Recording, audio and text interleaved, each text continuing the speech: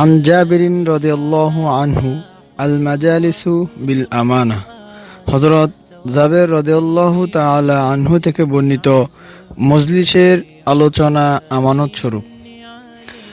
কোনো মজলিসে বসার পর সেখানে যা কিছু দেখতে পাবে সেটাকে আমানত বা গচ্ছিত বস্তুর ন্যায় গোপন করে হেফাজত করতে হবে।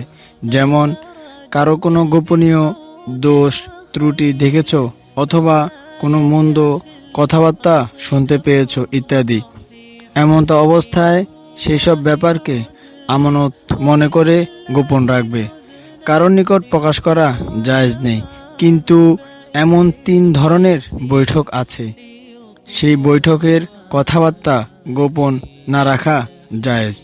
যেমন কাউকে অবৈধভাবে হত্যা করার গোপন ষড়যন্ত্রের বৈঠক, অথবা গোপনভাবে জেনায় লিপ্ত হওয়ার কথাবার্তা শুনতে পেয়েছ, কিংবা কারো ধন সম্পদ লুটপাট করার বা ছিনিয়ে নেওয়ার কথা শুনতে পেয়েছ, তা প্রকাশ করে দেওয়া উচিত।